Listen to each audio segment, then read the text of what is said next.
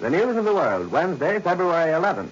Once again, Columbia prepares to call in its correspondents in various world capitals to give you the latest news by shortwave radio. This morning we shall call in London and Washington and also attempt to bring you the news direct from Batavia in the heart of the Far East fighting zone. In addition, Harry Marble will report on the latest developments at points not covered by our direct pickup. But first, here's the situation in brief. The Japanese are closing in on the city of Singapore from the north and west, but the British have launched some counterattacks. In Burma, the Japanese have crossed the Salween River. MacArthur's men are holding their lines on Bataan.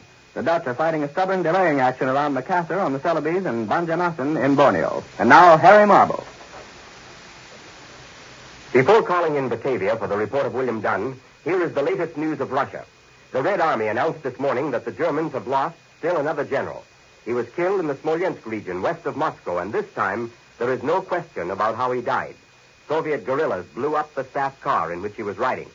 The Red Army continues to carry the fight to the Nazis. A bitter battle is raging around Rzhev, where the besieged German garrison is trying to fight its way out, and German reinforcements are trying to fight their way in, both without success, according to Moscow.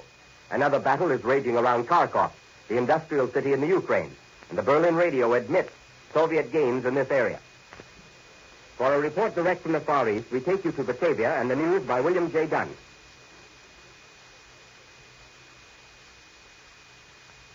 This is Batavia. Fighting continues tonight along the southwestern arm of the island of Celebes, where the Japanese are carrying out landings at points nearly 100 miles apart. Tonight's communique of the NEI fighting forces says that landings have been effected at Malang Nipa, Yenaponto, and Barombong, as well as at Makassar. Few details are available. The communique also reports that a flight of Japanese bombers on its way to Surabaya was intercepted by Dutch fighters and broken up. It failed to reach the city. Enemy reconnaissance is reported over northern Sumatra and part of West Java. It was also announced this evening that 3 Dutch fighters were shot down during Monday's machine gunning raid of aerodromes near Batavia. All members of the crews of these aircraft were killed. This afternoon, I had an opportunity to inspect several of the streamlined, detachable gasoline tanks, which have given the Japanese Navy old fighters a cruising range comparable to that of a small bomber. These tanks, dropped in the vicinity of Batavia during Monday's raid, resemble a small torpedo, about 7 feet in length and 24 inches in diameter. They are constructed of exceedingly thin aluminum and are light enough for the average man to lift with ease. Each has a capacity of 90 to 100 gallons of fuel, which should add nearly 2 hours to the cruising time of the plane, with the engine operating at fractional power. The tanks are attached to the underside of the plane by a single connecting rod and are cut free in flight when empty or whenever necessary. One of the tanks I saw today was badly battered and torn by its fall and could be examined thoroughly. Probably the most impressive part of the mechanism is its extreme simplicity. My non-technical eye could pick out only a pump, a gas line, an air pressure pipe, and the connecting device. The cost of the entire tank should be very nominal, particularly in the light of other wartime expenditures. Complete with gasoline, the tank should add little more than 750 pounds to the flying load of the fighter plane. Batavia tonight is still watching the Singapore situation with extreme concern. There has been almost no news from the besieged island today, but there is little doubt here that the battle for the British stronghold is rapidly approaching a crisis. The American Volunteer Flying Group in Burma continues to be one of the biggest headaches imposed on the Japanese Air Force. The air officer commanding Burma has just issued an order commending the force for the destruction of their 100 handled planes since the war started. Last week at Surabaya, a salvage crew was engaged in pulling Japanese airmen from the wreckage of a bomber which had been shot down over the city. As each man was removed, he was subjected to a thorough examination. One of the chaps was wearing a pair of trousers which carried a neatly lettered label inside the belt band. The label read, Java Stores, Surabaya. This is William J. Dunn in Batavia. I return you now to Columbia, in New York.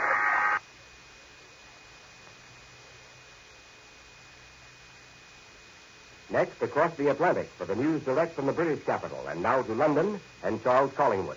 Good morning. This is London. British resistance at Singapore is stiffening. An authoritative London commentator said a few minutes ago that the British are counterattacking and that their counterattacks are meeting with some measure of success. It is reasonable to say, said this authoritative source, that the situation is certainly no worse and there are indications that it's better. The British are counterattacking toward their original line from which they withdrew day before yesterday.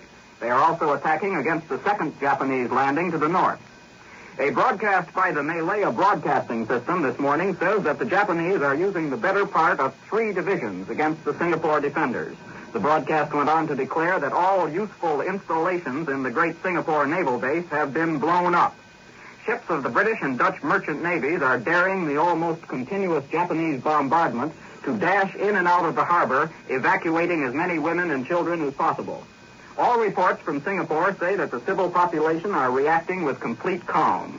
Smoke from burning oil stores in the north of the island rises like a great pillar of black cloud by day, and by night gusts of wind whip the fires into towering tongues of flame. Against this background, the life in Singapore City provides another curious example of the way in which old habits and ways of life persist through the most fateful situations. People are going on working in Singapore just as usual. The buses and the rickshaws make their normal rounds. People dress up and go to a tea dance at the big hotel. Perhaps most surprising of all, people stand in line to get into a movie. It's hard to say just what else they might do. They would only be a nuisance in the fighting line or on the roads. People in London acted the same way during the days and nights of the great German air raids. There's no particular moral attached to it. It's just surprising to see how people act while their destiny is being fought out around them. The affair of the Vichy supplies to the Axis forces in North Africa is still causing a great deal of interest and some concern here in London. Although the supplies don't seem to have been large, the British Minister of Economic Warfare confirmed in the House of Commons yesterday that they were being sent. There's been a great deal of speculation about just how these supplies get to Vichy, North Africa. Today, an authoritative London commentator suggested that they had almost certainly come in French ships. These ships were probably sent either from Italian ports or from French ports. The supplies actually got to Rommel's forces by road and rail from Tunisia. Well-informed quarters say that in view of this information, the whole question of Allied relations with the Vichy government is being reconsidered. In Libya, where these French supplies are supposed to have been getting to, the Axis forces are still stalled well to the west of Tobruk. They've recovered about 2/3 of the ground which they lost to General Auchinleck without having to do any real fighting at all. However, there are indications that if they attempt to proceed any farther, they will come up against well-prepared British resistance. One of the factors in this Axis halt may well be their lack of air support. The RAF has almost uncontested air superiority over the forward area. British fighter pilots report that they are meeting with almost no opposition from the Luftwaffe. The Royal Air Force was also active in the west last night. British bombers attacked Bremen and other targets in northwest Germany, and once again, bombs were dropped on the docks at Brest. The RAF is doing its best to see that the Scharnhorst and the Gneisenau stay put. This is Charles Collingwood in London, returning you to Columbia in New York. For the news in our own nation's capital, we take you to Washington for the report of Eric Severide. Today is the national holiday of Japan. Some authorities in Washington, whose job it is to carefully check the progress of the Philippine fighting each day, believed last weekend that the Japanese would try to complete the capture of the Philippine Islands in time for today's celebration. This morning it appeared that Singapore might fall before the Philippines. But there is a feeling here that the final hour of trial for MacArthur's men is now at hand. The fight for Luzon has continued 65 days. No one here any longer speaks about reinforcing the men in the Philippines. And for what material can get to the Far East, other areas with more chance have priority. There's little speculation about MacArthur's chances of evacuating. It's believed by many that the small group will first try to withdraw to the Corregidor Fortress in Manila Bay. That fortress probably could withstand a fairly long siege, but it's recognized that would be defiance without hope. As the two forces line up today, something less than 20,000 Americans and Filipinos are facing something more than 100,000 Japanese. The military problem of coping with the Japanese in the Far East has a parallel in the legal and administrative problem of coping with them on the west coast of the United States.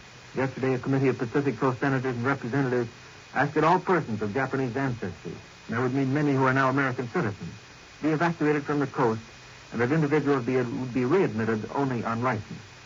Mass evacuation of citizens or ousting of individuals, according to the Justice Department, would be illegal unless the land were condemned for use by the military. One solution now being discussed is a declaration of martial law in these areas. Then the Army would move citizens as well as aliens. Pacific Coast congressmen are expected to meet again tomorrow. They may ask the President to issue an executive order to carry out the evacuation they want. Another possible solution is the arrest of citizens and aliens for what is known as protective custody, arrest for their own safety. That has already been applied in 2 or 3 cases. For example, in one southwestern town, an industry had brought in Japanese workers to replace whites who had been a long time on strike. Then the war began, and it so happened that a large number of sons and brothers from that town were in the Philippines fighting against the Japanese, and a number died there. The resentment against the Japanese locally flared up, and for their own safety, the Japanese workers, undoubtedly quite innocent of any fault of their own, were gathered up and moved away. Problems more severe than the legal problems are involved. In some big Pacific areas, the Japanese grow and deliver a high percentage of the vegetables and fruits consumed.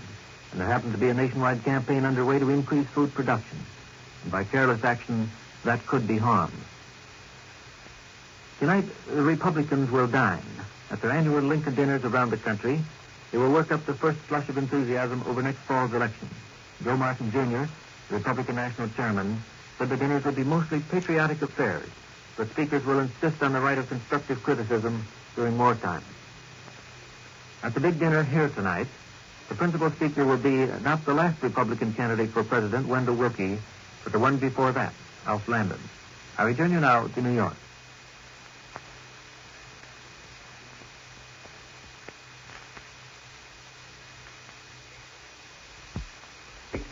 The word security, the great illusion.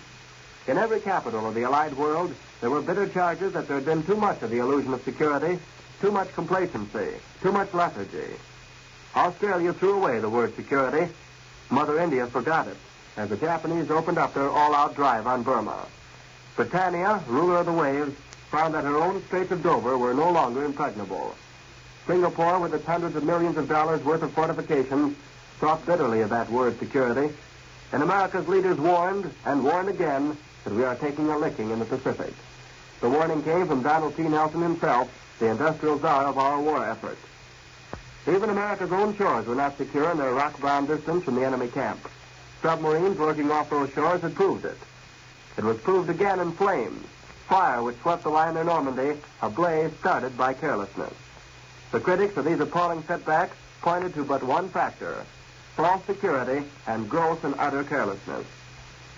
In London, in New York, and in Australia, carelessness was blamed in the public prints for the plight of Singapore, for the victory of the German battleships Gneisenau and Scharnhorst breaching the Straits of Dover, for the Normandy fire, for lack of air power. In all the highlights of the week's news, there was but one highlight for the Allies, only one bright spot, and that, the disclosure of the terrific damage wrought by the American Navy in its attack on the Japanese-held Marshall and Gilbert Islands. A couple of emperors didn't get much sleep on the night of February the 11th.